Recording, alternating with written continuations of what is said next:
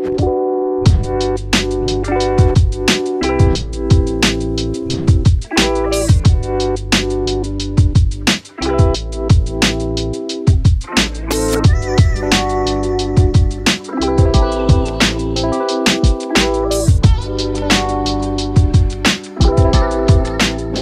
bin Björn, ich studiere hier an der Freien Universität Berlin Wirtschaftsinformatik im Master.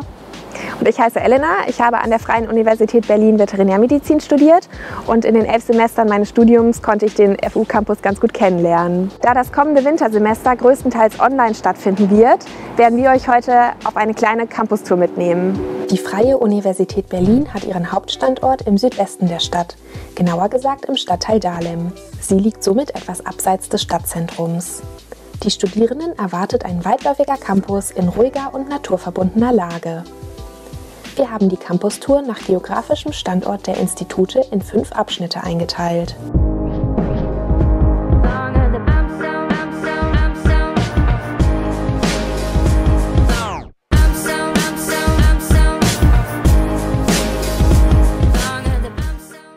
Wir beginnen mit dem U-Bahnhof Dahlem-Dorf. Von hier aus geht es direkt zum Studierenden-Service Center.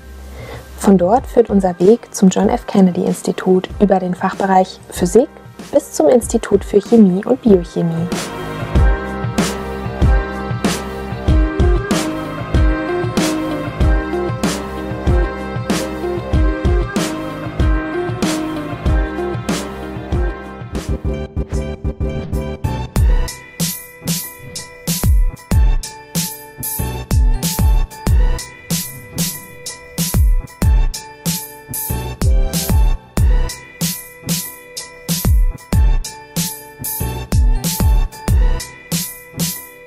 Wir befinden uns hier am U-Bahnhof Dahlem-Dorf. Hier werdet ihr wahrscheinlich das erste Mal mit der U3 ankommen, wenn ihr auf dem Weg zur Freien Universität Berlin seid.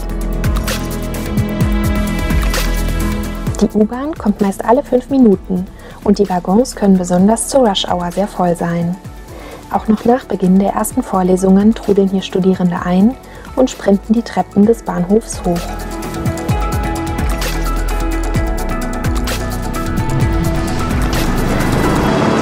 Hier sind wir auf dem Vorplatz vom U-Bahnhof Dahlem-Dorf. Diesen Vorplatz erreicht man, wenn man die Treppen des U-Bahnhofes hochsteigt.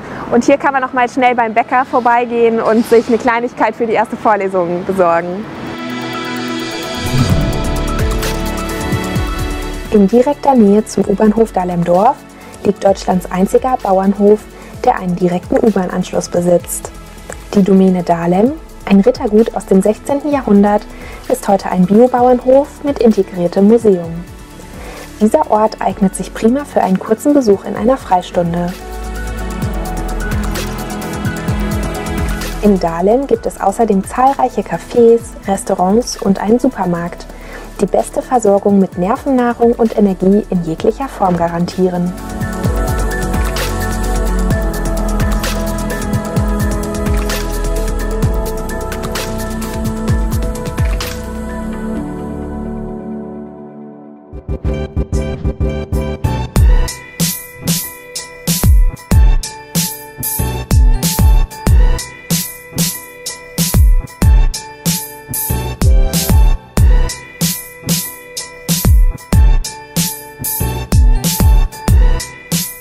Wenn ihr Fragen rund um das Studium habt, dann werdet ihr wahrscheinlich hier landen. Das ist das Studierenden-Service Center und hier gibt es Mitarbeitende, die für euch da sind und euch bei euren Anliegen rund um das Studium begleiten.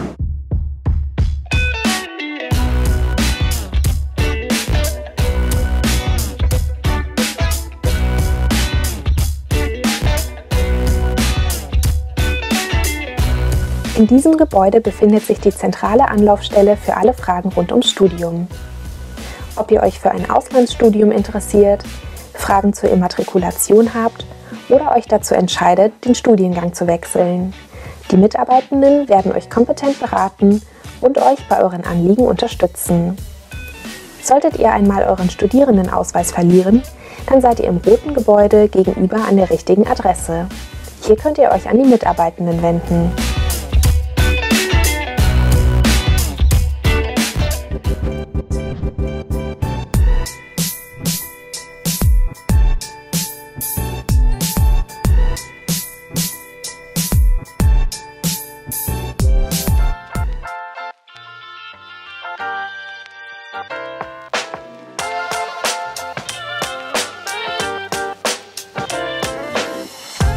Das Nordamerika-Institut der Freien Universität wurde 1963, wenige Monate nach der Ermordung des ehemaligen US-Präsidenten, in John F. Kennedy Institut umbenannt. Es befindet sich in einem recht unscheinbaren Gebäude neben dem Studierenden-Service Center. Der Haupteingang befindet sich direkt um die Ecke in der Lanzstraße 7-9. Hier dreht sich alles um die Nordamerika-Forschung und Lehre. Die europaweit einzigartige Forschungsbibliothek mit dem entsprechenden Sammelschwerpunkt ergänzt das erstklassige Studiumsangebot, das wissenschaftliche Tiefe mit disziplinärer Vielfalt kombiniert. Übrigens, in keiner anderen deutschen Bibliothek gibt es so viele nordamerikanische Filme und TV-Serien.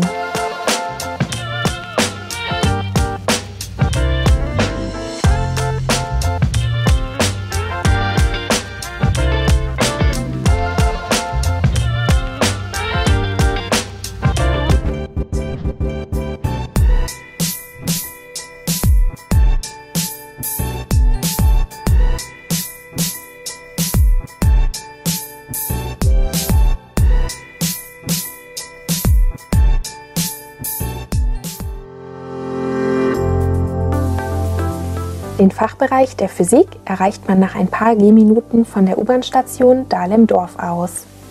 Hier studiert ihr direkt am Puls der physikalischen Forschung, wahlweise im Bachelor, Master, Bachelor auf Lehramt oder Master auf Lehramt.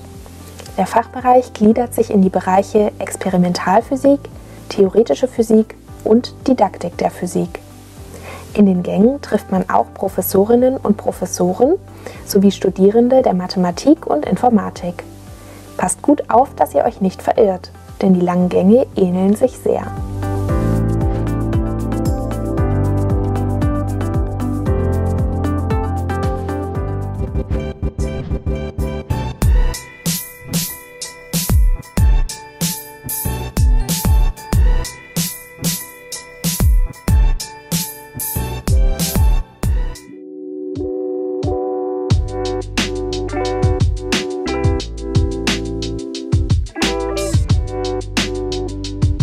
Das 2019 eröffnete Institutsgebäude für Chemie und Biochemie liegt zwischen dem Fachbereich Physik und der Holzlaube.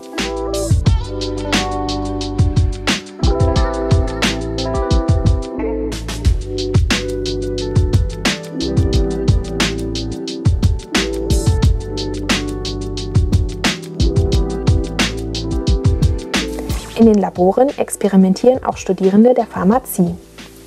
Wir haben ein paar Studierende während ihres Praxisseminars im Labor angetroffen.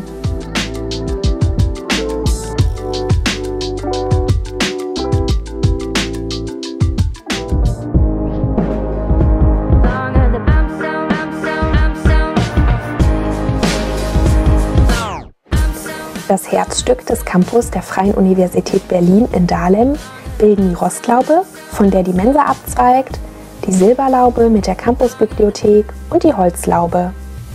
Die Namen haben sich eingebürgert und leiten sich von der jeweiligen Fassade der Gebäudekomplexe ab.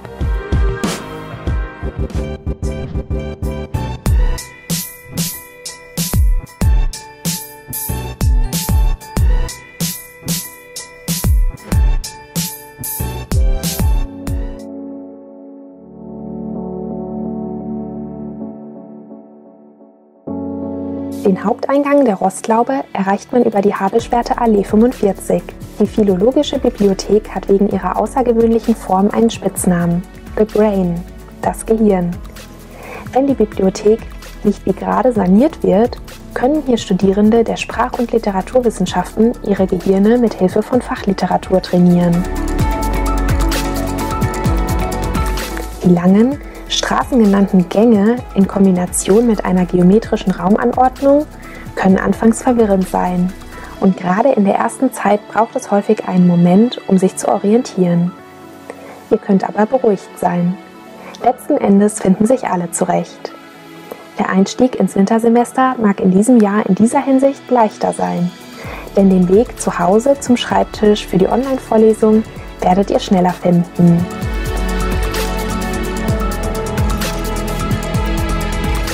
In den zahlreichen Schließfächern, die vor dem Hörsaal 1a und 1b zur Verfügung stehen, könnt ihr zum Beispiel schwere Bücher, Taschen oder Rucksäcke tagsüber parken. Die Spinde lassen sich über einen Zahlencode oder den Studierendenausweis verschließen. Aber Vorsicht! Nachts werden die Fächer geleert. Deshalb vergesst bitte nicht, eure Sachen rechtzeitig wieder abzuholen.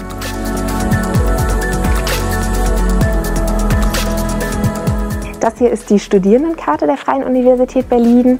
Das ist nicht nur ein Studierendenausweis, sondern gleichzeitig auch eine Karte, mit der man in der Mensa bezahlen kann und eine Karte, die mit der Fahrt für die BVG berechtigt. Zu jedem neuen Semester muss diese Karte aktualisiert werden. Da muss hier quasi das aktuelle Semester draufgedruckt werden. Und das kann man ganz einfach bei diesen Automaten machen, die überall ausgestellt sind. Wir haben hier jetzt noch das alte Semester stehen. Dementsprechend geben wir die Karte in den Automaten. Jetzt wird das alles neu bedruckt. Et voilà, das neue Semester wurde drauf gedruckt.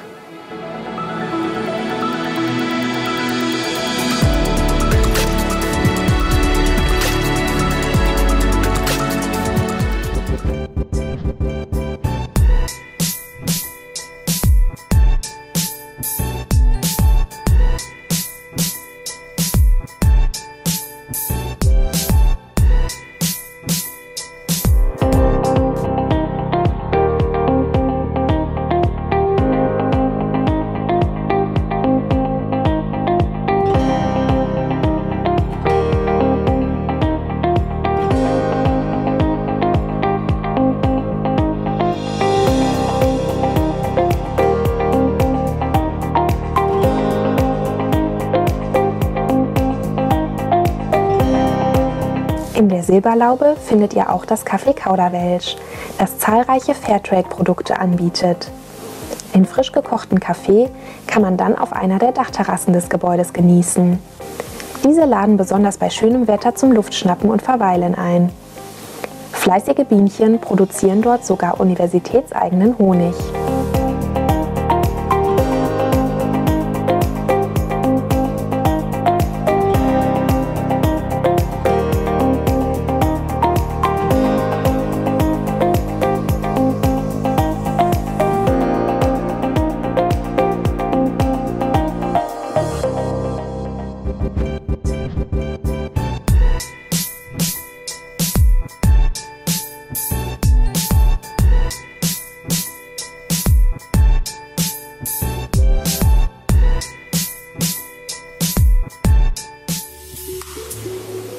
Normalerweise treffen in der Mensa mittags Hunderte von Studierenden, Mitarbeiterinnen und Mitarbeitern aus allen Fachbereichen und der Verwaltung zusammen. Wir hoffen sehr, dass das bunte Treiben bald wieder wie gewohnt möglich ist.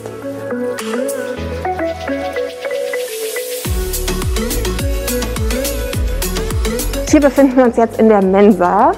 Momentan ist das leider ein sehr trauriger Ort, denn unter normalen Umständen würde hier Hochbetrieb herrschen. Gerade um die Mittagszeit drängeln sich die Leute hier rein und wollen alle sich was Gutes zum Essen abstauben. Das geht auch sehr gut. Hier kommt eigentlich jeder auf seine Kosten durch dieses reichhaltige und breit gefächerte Angebot. Hier gibt es internationale Gerichte, hier gibt es aber auch genauso gut Veggie- und vegane Gerichte. Hier ist so eine kleine Kaffee-Ecke, dort kann man sich Kaffee holen. Es gibt Kaffee und Kuchen. Hier in diesen Vitrinen sind normalerweise immer frisch belegte Brötchen. Dann gibt es hier Ausgaben, an denen immer frisch zubereitet wird. Es gibt eine Ecke mit Süßspeisen. Hier sammeln sich meistens die Joghurt-Milchreis-Varianten und hier gibt es eine Ecke mit Suppen. Dann gibt es natürlich noch ein reichhaltiges Salatangebot. Und auf dieser Seite sind immer die tagesaktuellen Gerichte im Angebot. Man bekommt hier schon für sehr kleines Geld ein sehr gutes Mittagessen, was auch wirklich satt macht. Und dann gibt es hier eine Theke, wo dann täglich sehr frisch gekocht wird, wo es meistens 1 bis 2 Gerichte im Angebot gibt, die dann was Besonderes sind. Ja, normalerweise würde man jetzt mit seinem Tablett hier entlang gehen und sich dann hier auf den Weg nach draußen machen, denn dort schließt sich der große Speisesaal an, der Platz für sehr viele Leute hat.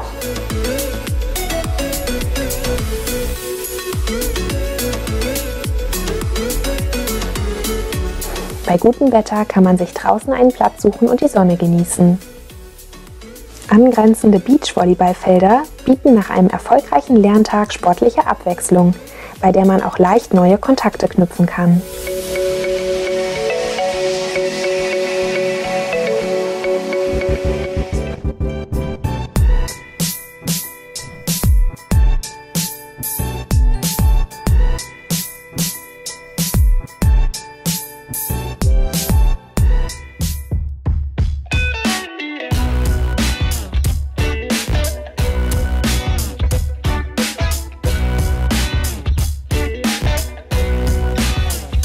Die Holzlaube in der Fahrbeckstraße 2325 wurde direkt an die Silberlaube gebaut.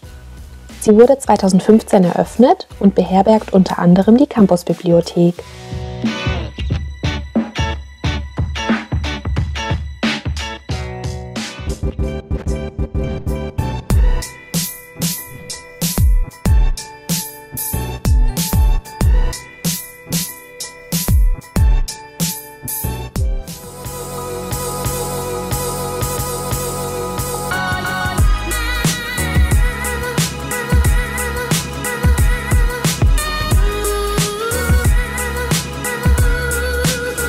Integriert in die Campusbibliothek ist die frühere Erziehungswissenschaftliche Bibliothek, ein Flügel mit rotem Teppichboden und einem kleinen Springbrunnen in der Mitte. Das Plätschern des Wassers schafft eine ganz besondere Lernatmosphäre.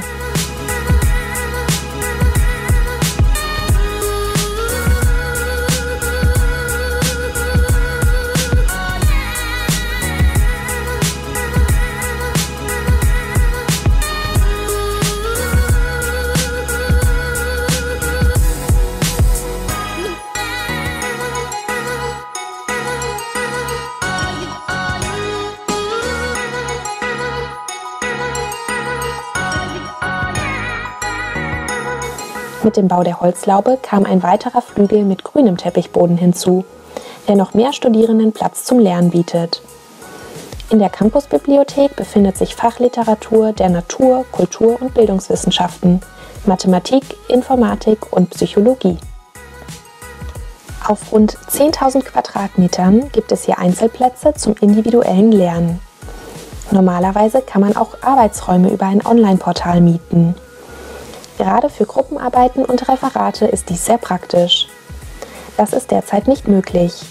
Die Absperrbänder lassen schon vermuten, dass auch der Bibliotheksalltag durch die Schutzmaßnahmen gegen das Coronavirus eingeschränkt ist. Wie es in der kommenden Zeit weitergeht, wissen wir leider noch nicht. Falls ihr lieber zu Hause lernen wollt, könnt ihr euch in der Bib die entsprechenden Bücher für das Selbststudium ausleihen. Ganz viele Bücher und Aufsätze gibt es natürlich auch online.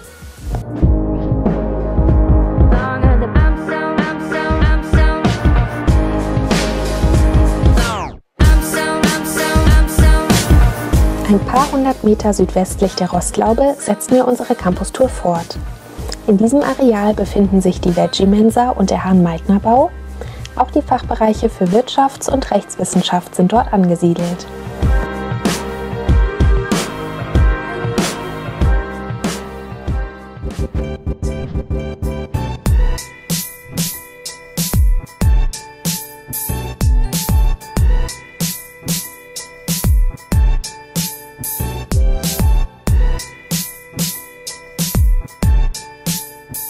Ich sitze gerade auf einer Bank vor der Veggie-Mensa, die auch zur FU gehört. Diese Mensa bietet ausschließlich vegetarische und vegane Gerichte an. Und was besonders schön ist, hier vor liegt direkt eine blühende Wiese, die auch blühender Campus genannt wird. Da sonnen sich besonders gerne Studierende und außerdem lädt die Wiese generell zum Verweilen ein und bietet auch einen wunderbaren Blick, wenn man sein Mittagessen genießt. Veggie Number One. Die grüne Mensa in der Vanthouffstraße war bei ihrer Eröffnung im Jahr 2010 die erste vegetarische Mensa Deutschlands. Das Gebäude wurde 1953 errichtet. Hier zog damals nach den Anfängen in einer Baracke die erste Mensa auf dem Campus ein. Mit einem kurzen Spaziergang über den blühenden Campus erreicht ihr die angrenzenden Fachbereiche.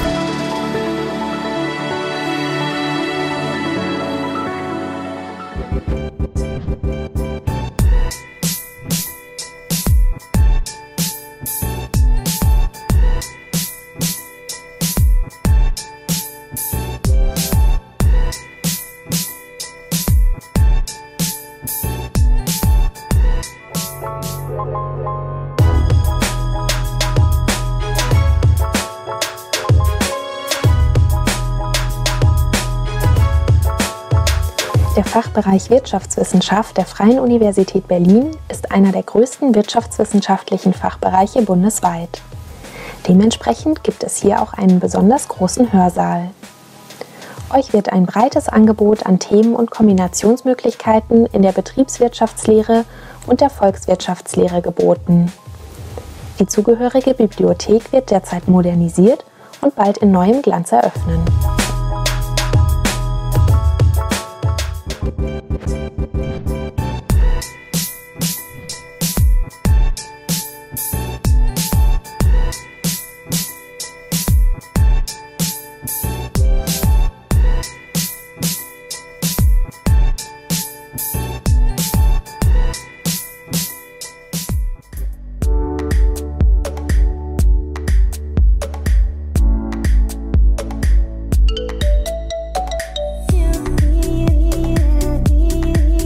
Der Fachbereich Rechtswissenschaft gliedert sich in 3 wissenschaftliche Einrichtungen: Zivilrecht, Strafrecht und öffentliches Recht.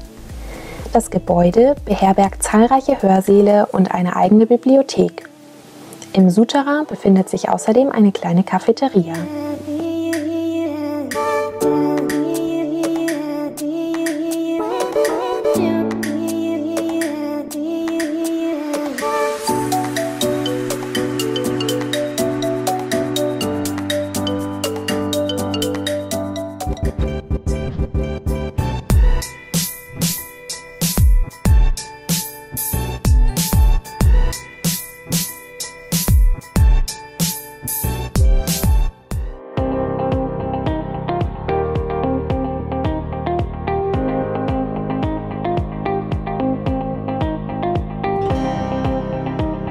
Der repräsentative Hahn-Meitner-Bau, benannt nach dem Chemiker Otto Hahn und der Physikerin Lise Meitner, beherbergt zahlreiche Arbeitsgruppen der Biochemie. In diesem Gebäude wurde im Jahr 1938 die Kernspaltung entdeckt.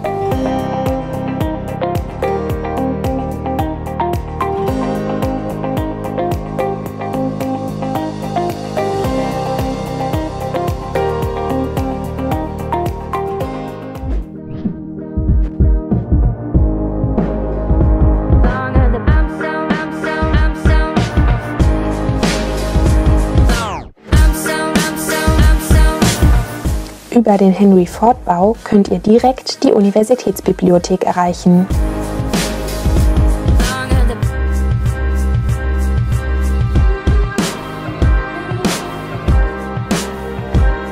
Ein kurzer Fußweg führt euch zum Otto-Suhr-Institut für Politikwissenschaften und zum Institut für Publizistik und Kommunikationswissenschaften. Der Thielpark ist ein paar Schritte vom U-Bahnhof Freie Universität Thielplatz entfernt und geht über in den Schwarzen Grund- und Triestpark.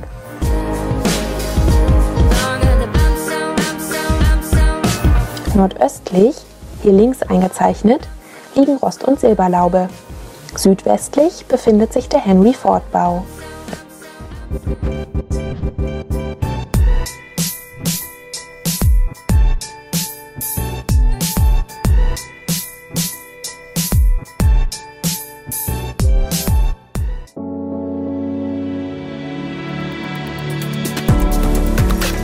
Zwischen 1952 und 1954 wurde der heute denkmalgeschützte Henry-Ford-Bau von den Architekten Franz Heinrich Sobotka und Gustav Müller gebaut.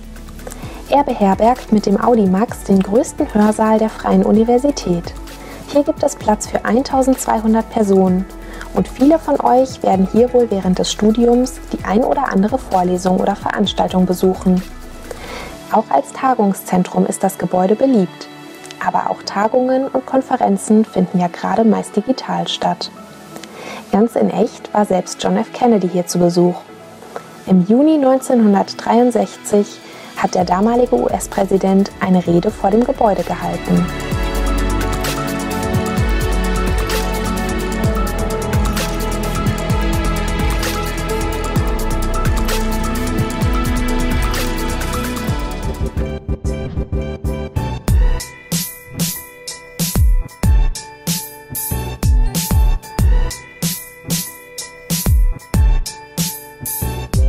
Hier stehe ich direkt vor der Universitätsbibliothek der Freien Universität Berlin. Diese befindet sich zwischen dem Henry-Ford-Bau und dem Otto-Suhr-Institut.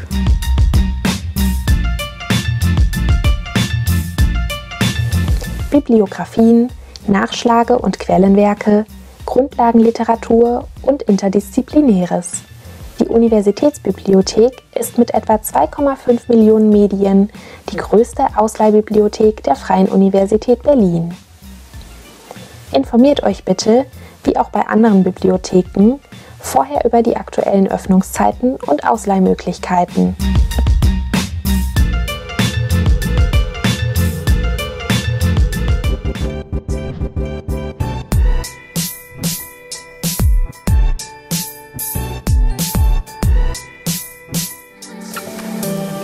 Das Otto-Suhr-Institut für Politikwissenschaft, genannt OSI, ist nicht nur die größte, sondern auch die in Forschung und Lehre vielseitigste politikwissenschaftliche Einrichtung in Deutschland.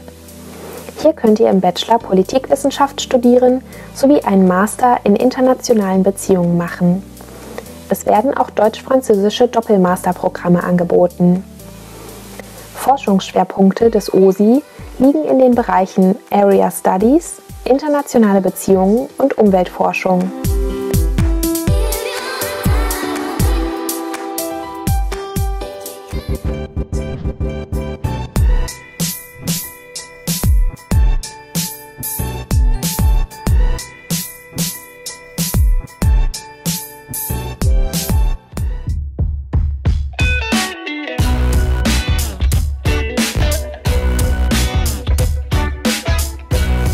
Die Publizistik und Kommunikationswissenschaft der Freien Universität Berlin hat eine 70-jährige Tradition.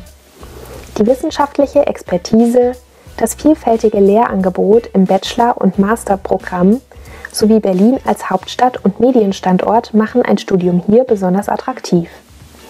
Innerhalb des Instituts wird zu Bedingungen, Strukturen, Prozessen, Inhalten und Wirkungen von medialer Kommunikation geforscht. Es gibt 3 Forschungsschwerpunkte: Medienwandel, Unsicherheiten, Krisen- und Risikokommunikation sowie politische Kommunikation und Transformation von Öffentlichkeit.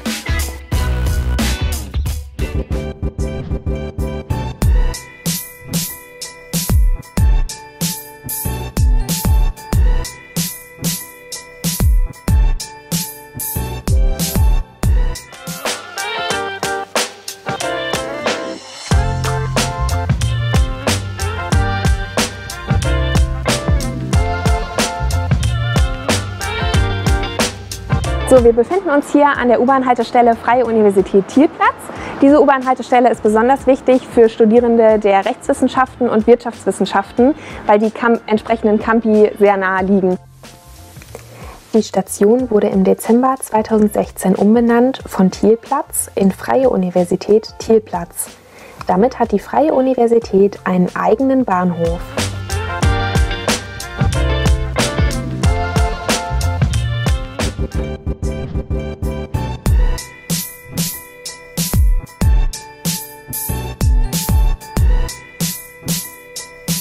Wir befinden uns hier im Thielpark. Dieser Park liegt direkt gegenüber vom U-Bahnhof Thielplatz und erstreckt sich auf der anderen Seite weiter in den Triestpark. Dieser Park ist besonders attraktiv für Studierende der Rechtswissenschaften oder der Wirtschaftswissenschaften, weil das alles in Laufnähe zu dem entsprechenden Campus liegt. Durch die Parks ziehen sich Bachläufe und kleinere Seen. Hier könnt ihr Freistunden verbringen, ein Buch lesen oder im Gras liegend die Natur auf euch wirken lassen.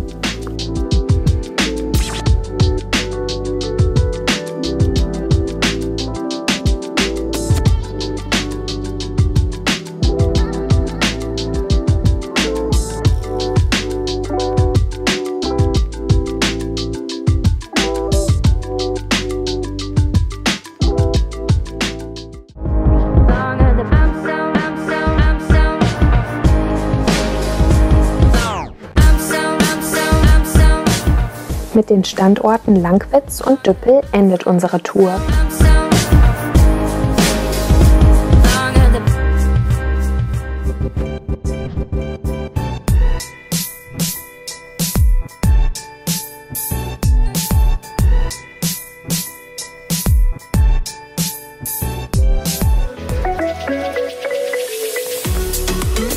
Der Fachbereich Geowissenschaften umfasst 3 Institute.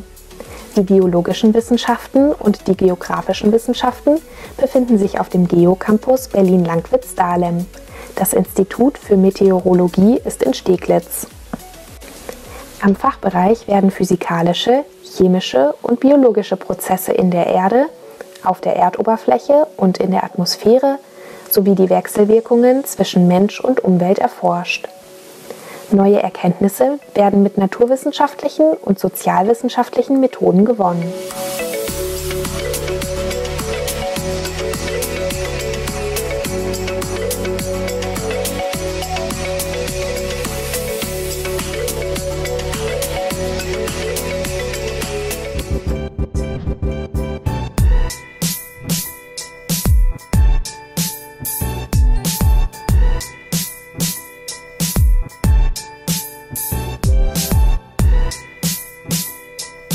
Wir befinden uns hier am Standort Düppel. Dieser Standort ist besonders wichtig für Studierende der Veterinärmedizin und der Pferdewissenschaften.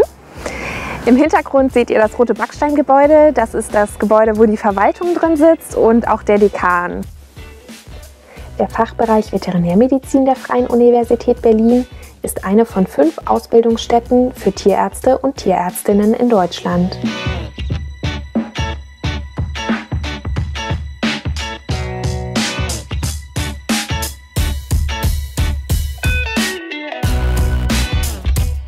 Ja, das hier ist der Hörsaal der Kleintierklinik. Hier werden dann immer die Vorlesungen zu den Kleintieren, das heißt Hund und Kleiner, gehalten.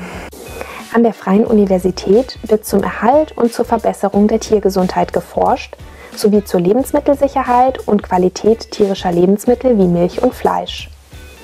Aber auch der Tierschutz sowie die Leistung, Gesundheit und Reproduktion landwirtschaftlicher Nutztiere gehören zu den Forschungsaufgaben am Fachbereich.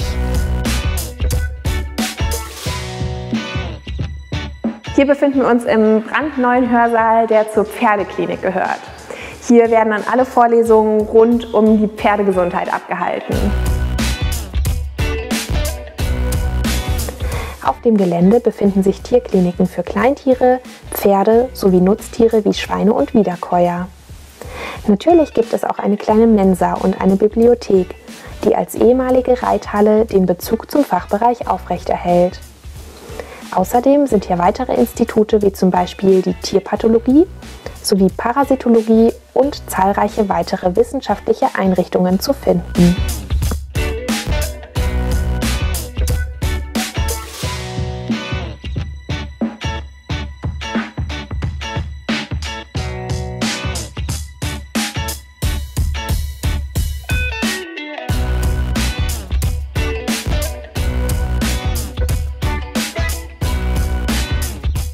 Wir hoffen nun, dass euch unsere kleine Campus-Tour gefallen hat und wünschen euch viel Spaß und Erfolg beim Studium.